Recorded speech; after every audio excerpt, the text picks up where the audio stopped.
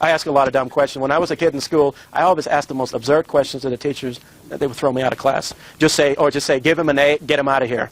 But these are the kind of questions I asked. Then I said, okay, Harry, I want to look at your Dead Sea Scroll material, because some of the earlier books had this nice printed Hebrew block script on it. And with the translation, I said, that's not good enough. I want to see Dead Sea Scroll fragments. He had them. He dug them up and he had them. Well, there's one funny thing I noticed. All these Dead Sea Scroll scholars, these religious scholars, are saying that they date anywhere from 200 to 300 BC to maybe 100 AD to the time of Christ. Okay, well, I've had plenty of other inscriptions, Semitic inscriptions here, from that time era, all written in cursive Phoenician, which you can all come and look at and explain. Nice cursive Phoenician, like this here, beautifully in the Aramaic script. That's what I expected to see. Well, I have every piece of material on the Dead Sea Scrolls, fragments, and I look at them. I noticed something funny. I said, well, maybe there's just one here, and there's just one there. I look at the script on the Dead Sea Scrolls. The first one I look at was not a Dead Sea Scroll, but they say it was a scroll contemporary to that time, called the Damascus Scroll, found in the synagogue in Cairo, Egypt. It had this beautiful block Hebrew script. Well, let's forget that one. I go back and look at the most famous scroll that everybody in every Dead Sea Scroll book calls the Temple Scroll. And I looked at that one and other ones, and it is in cursive block Hebrew script as written in the nation of Israel today. Then I said to myself, I looked at every single one of them, block Hebrew cursive script. I said, well, maybe this is just an interpretation that a scholar made. No, it's the actual scroll that was found. Another peculiarity I noticed was that all the Dead Sea Scrolls found in Qumran were written on vermilion sheepskin. Vermilion. Okay. All I know in ancient times is that they wrote on papyrus. But I said to myself, okay, they found these scrolls here. It's in Hebrew block script. I look back. I actually really had to say to myself, okay, I know there's something wrong here. I got to look back to the ancient alphabet. Where did the Hebrew block script come from? Well, it started around the 1st century AD. The kingdom of Petra, called the kingdom of the Nabateans.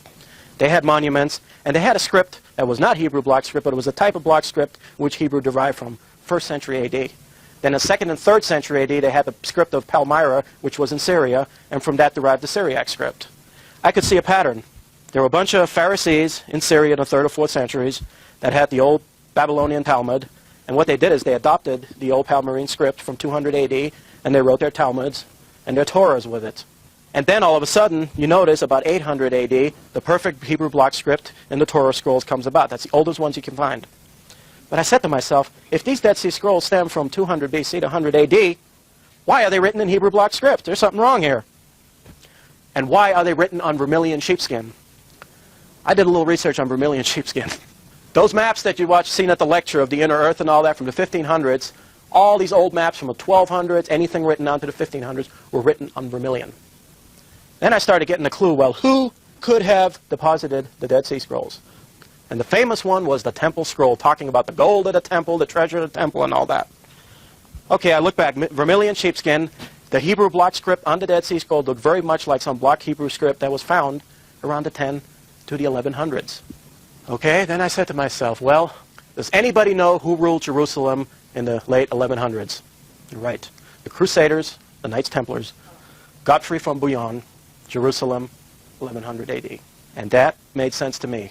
Written on vermilion skin, block Hebrew script, the Knights Templars deposited there. They took some Pharisee Jewish rabbis with them to codify a history and an Old Testament. They needed something to prove the originality. That's what I came up with. Knights Templars. They deposited them there. Another thing I'd studied is there is the famous copper scroll that was found in Qumran right near the Dead Sea. Now, as you know, the Dead Sea is a very salty sea. The wind and air blows, and there's a lot of salt air. When I was a kid, I used to play with a chemistry set a lot. And I used to get a little vial of copper where I could cut the copper and do my experiments. Well, one time I had a bunch of copper wrapped up and I left it out. Well, after a few days, I noticed it started turning green. I left it out for a month with a little moisture here and there. It got terribly corroded.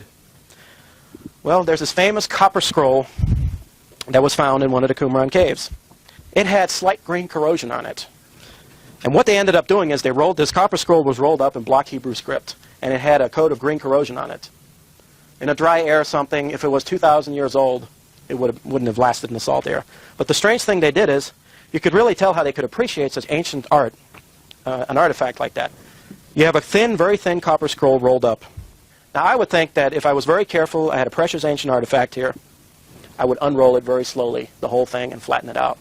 No, they had to get this piece of equipment. How much did it cost?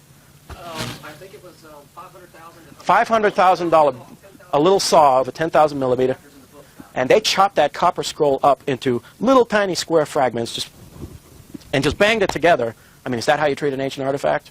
And they're writing a whole article about the copper scroll in there, bragging about how they chopped this thing up into little pieces and soldered it back together with solder. And I'm like, you know, they found these beautiful Etruscan gold foils in Pergi, and I mean, they went through a lot of trouble to uncover them. I mean, those were like from 500 BC, but the copper scroll here, chop it up, we'll solder it back together, we'll write something about it. That's the way you treat something. And the funny thing is the corrosion in the copper was very minimal. Maybe a few centuries, I would say, okay, in dry air, but not 2,000 years. So I put together who could have done this and what effect does it have on everybody today. Well, let's say the Knight Templars retook Jerusalem. At that time, they didn't know about the Phoenician alphabet.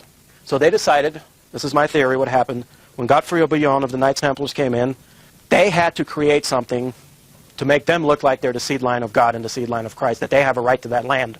So what they did is they took a Jewish Talmud scholar, brought him with them, and told him, okay, we have the Old Testament and the Bible as there, but we want to write our own version and write it in the ancient Hebrew script as they knew it. And they wrote it on vermilion because they had no access to papyrus at that time. Egypt was under the Muslims, and they didn't use it, but they had no access to papyrus. So the only thing they knew was vermilion sheepskin. That's all they had to write on, and that's what they did. And they deposited it in the Qumran caves, the great temple scroll, all the old books of the Old Testament, everything, put in there and sealed up. Well, eventually they were driven out by the Muslims, and one thing I don't understand is that Qumran area was very well traveled. Now, either somebody was guarding it the whole time, who knows? But the peculiar thing was that in 1947 they were found when the State of Israel was created. The State of Israel was created, and boom, these Dead Sea Scrolls were found right there in the Qumran caves. And just happened, some shepherd boy just happened to come by and throw a stone in there, and oops, well, we got to look in here. Didn't dawn to anybody to look at it before.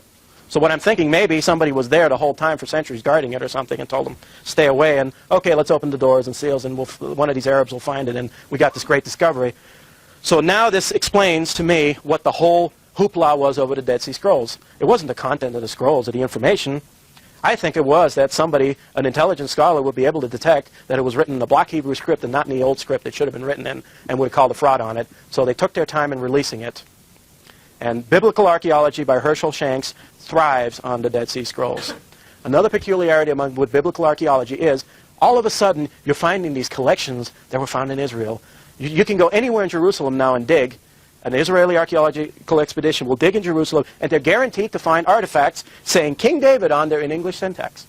Recently, they found the tombstone of Caiaphas, written in block Hebrew script. We found the tombstone of Caiaphas, one of the Pharisees that judged Christ. Just popped out of nowhere. Nobody's seen it before, but now I think you can even buy it now.